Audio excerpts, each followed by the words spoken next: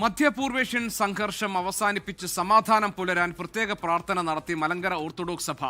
സഭയുടെ പള്ളികളിൽ കുർബാന മധ്യേ പ്രത്യേക പ്രാർത്ഥന നടന്നു. ടോബി ജോൺസൺ കോട്ടയത്ത് നിന്ന് വിവരങ്ങളുമായുണ്ട്.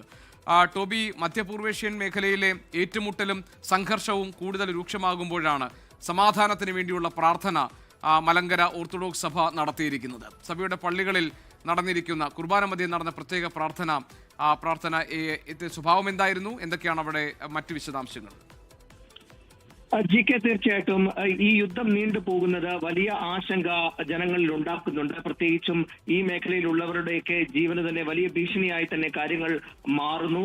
ഈ ഒരു പശ്ചാത്തലത്തിലാണ് സഭ കഴിഞ്ഞ ദിവസം തന്നെ ഒരു ആശങ്ക പ്രകടിപ്പിച്ചിരുന്നു. ഒപ്പം തന്നെ പ്രധാനമന്ത്രിക്ക് ഒരു കത്ത് അയക്കുന്ന ഒരു സാഹചര്യവും ഉണ്ടായി.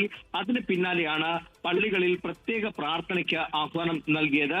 ഇന്ന് സഭയുടെ വിവിധ ദേവാലയങ്ങളിൽ കൃത്യമായിട്ട് രാവിലത്തെ കുർബാനയോടൊപ്പം തന്നെ പ്രത്യേക പ്രാർത്ഥനകൾ നടത്തി.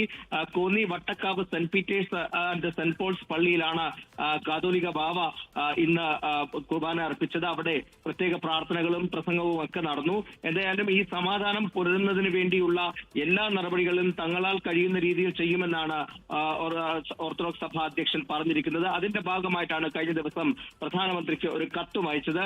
എന്തായാലും യുദ്ധം തുടർന്നു പോകുന്നതിൽ വലിയ ആശങ്ക ഓർത്തഡോക്സ് സഭയ്ക്കുമുണ്ട്. GK, ലോകത്തെവിടെയായാലും ഏത് സമയത്തും 24 വാർത്തകളും ഓഗ്മെന്റഡ് റിയാലിറ്റി പാക്കേജുകളും എക്സ്പ്ലെയിനറുകളും വിശദമായി കാണാൻ ഞങ്ങളുടെ യൂട്യൂബ് ചാനൽ നിങ്ങൾക്ക് സബ്സ്ക്രൈബ് ചെയ്യാം.